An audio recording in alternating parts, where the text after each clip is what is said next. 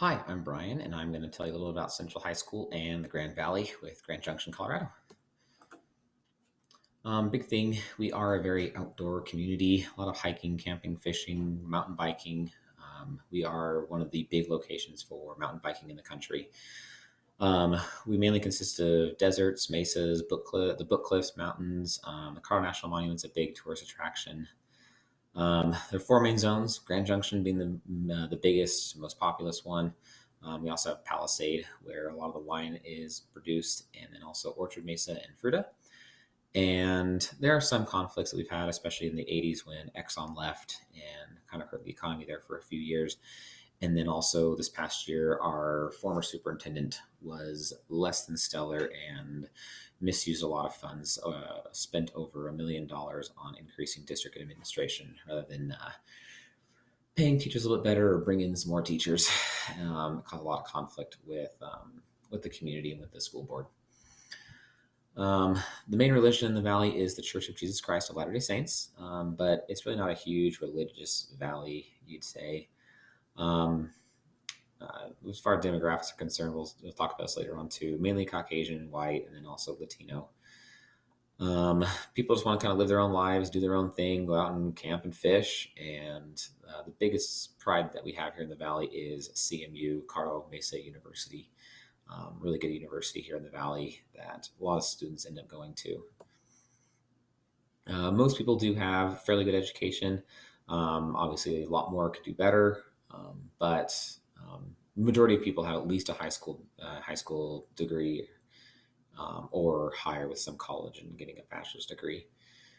The largest employer is the school district with 2,500 jobs. Next big ones are City Market, the grocery store we have here in town, St. Mary's Hospital, and also the state of Colorado with a lot of the tourism and the monument that we have in the Grand Mesa in park rangers.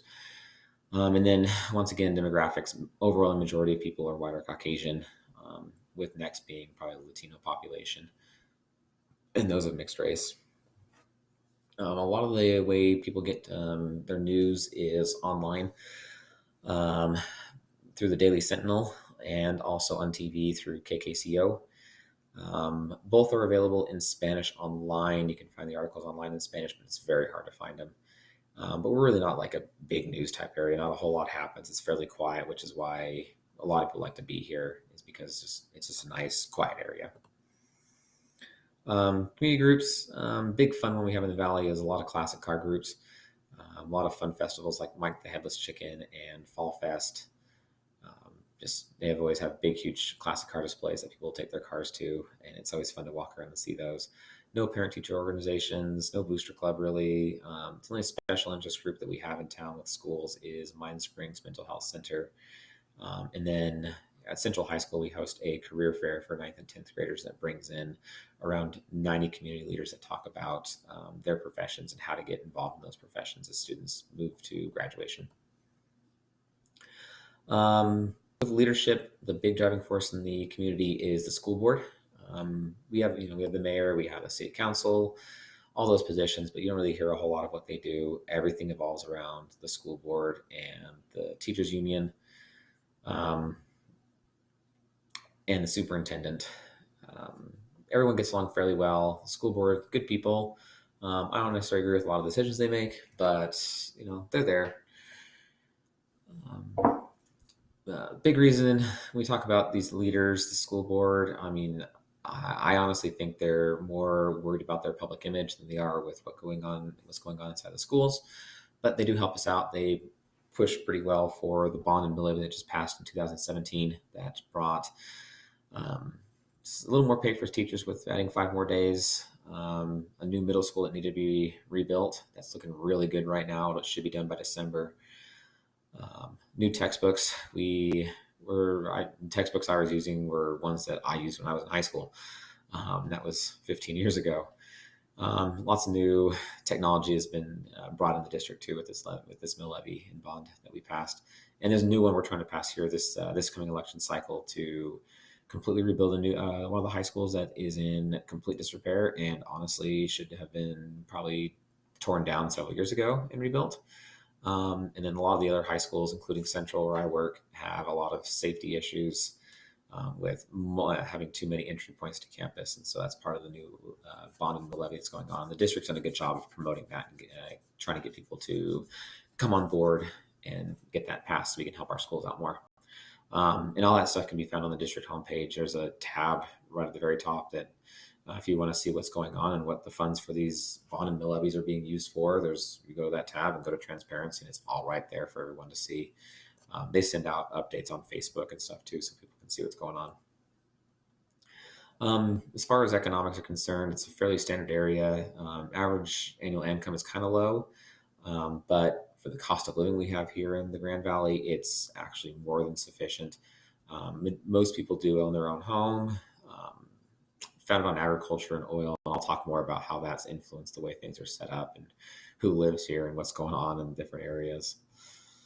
The district spends a little over almost $8,000 per student, most of which comes from the state, and then property taxes with the mill and bond issues. And then very few of it comes from local special interest groups or the federal government. And politics don't play a huge role with what's going on in the classroom. I mean, obviously the school board's elected, and so there's definitely politics that are involved, but nothing too major. I mean, teachers kind of do what they want to do in class, and nothing is there to stop them. And people just feel like teachers know what's best for their classrooms, and they're willing to support us no matter what. Not a whole lot as far as social tensions are concerned. We do have some gangs, but it's mostly drug issues that are related with the gangs. At Central High School, we do have several cliques, which cause for some physical confrontations, mainly between Hispanics and the redneck group. But it's not too bad usually. There's a couple fights a year. So there's some suspensions involving with that, but it's usually nothing it never really spills over too much. Most of all the confrontation stems from poverty and people of affluence. But with Central High School and probably all the high schools around the country, we're having lots of issues with vaping and drugs, especially in Colorado with the legalization of recreational marijuana. There's not a day that goes by really that we're not having to face some kind of vaping or drug problem and having students be suspended for those incidents. We get a lot of the information in our school about what students think through our school culture survey and climate survey. One of the issues is given in September, so you only see students for a month before they're already grading you and letting you know what they think about you. And so it's not very accurate. I don't think it's very accurate. I take very little stock in what data we get from that. If they were to do this again in April, I think we'd see some major changes and major improvements because as students get to know the teachers, they realize that, oh, hey, they care about us and they want us to do well. The school board, all the meetings are open to public, so you can go whenever they have a meeting. They post the times and where they meet. They have meet and greets with the board members all the time, with the superintendent. And if you want to see what's been going on in those meetings, their minutes are posted online, and teachers get those emails all the time. There's a big power struggle with our former superintendent. A lot of things happened with misuse of funds and hiring his friends to fill in district positions that he created so he could help them get a little bit richer. He spent over $1 million on those positions. Part of that is the fact that the school board, one of their big pushes right now is standards-based grading, and that's the reason why they hired him, was because he's a big proponent of that. And so you see a lot of contention with the teachers in the school board and the teachers and that particular superintendent. Now I was talking about how our community is kind of set up. If you were to take an aerial look or like walk around town and kind of see what our town is set up like, it is a modge podge of everything. It was a big agricultural community to start, and so you have lots of farms. And then as the population grew, the city just bought up the land from those farmers and started putting houses in. But you have a farm right in the middle of a big neighborhood with a lot of like apartment buildings or things like that around it. You have trailer parks next to nicer communities. There's no rhyme or reason. It's hard to tell like where the safe parts of the town are versus where the dangerous parts are, because you could cross the street and you're in a dangerous part of town because it's just older. Not a whole lot of different cultures that are involved here. We just have the outdoor culture is the big one. Students don't really care. They have their friends, and that's that for them. All they see is that what they think about people is totally different from what their parents see. And then we do have one charter school in the district. It's a K through 12 charter, and they have school uniforms. I'd like to see school uniforms at every school, but a lot of students obviously don't want that.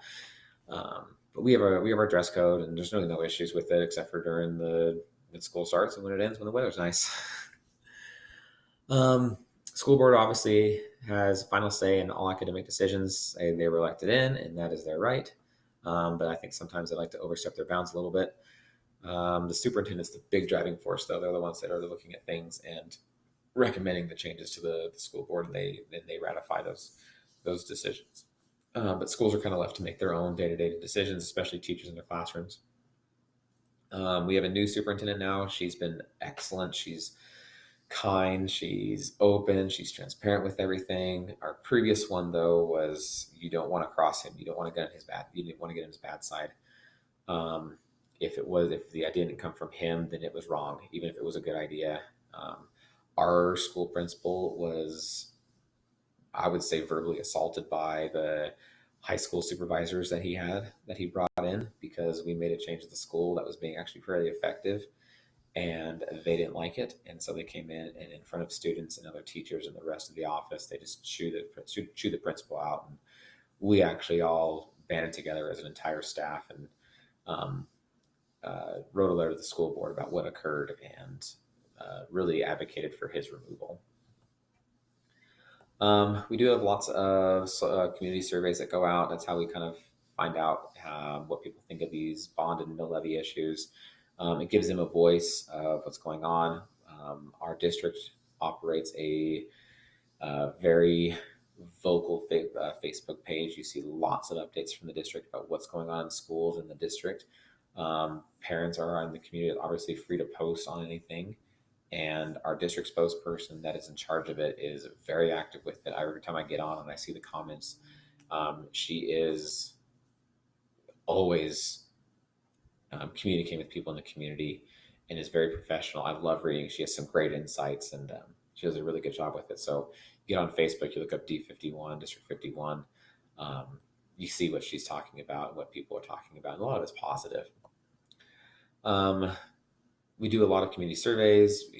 We get lots of parents that email the principals about what's going on in the school, and we love seeing those because a lot of it's more positive emails.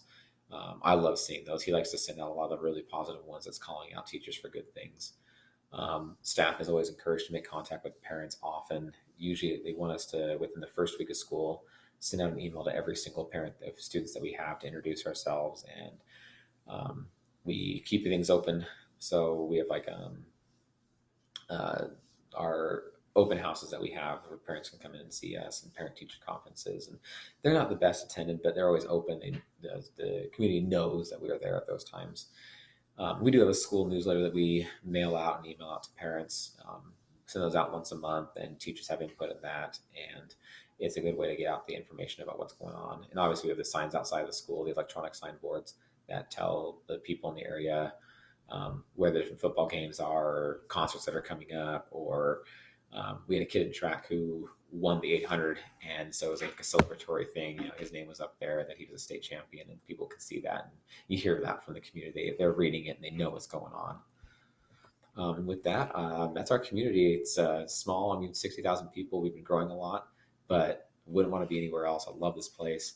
A lot of things we can work on to really get the community to support the schools a little bit more and bring them in and get their opinions, and really start serving their children better. With that, thank you for listening. Have a good day.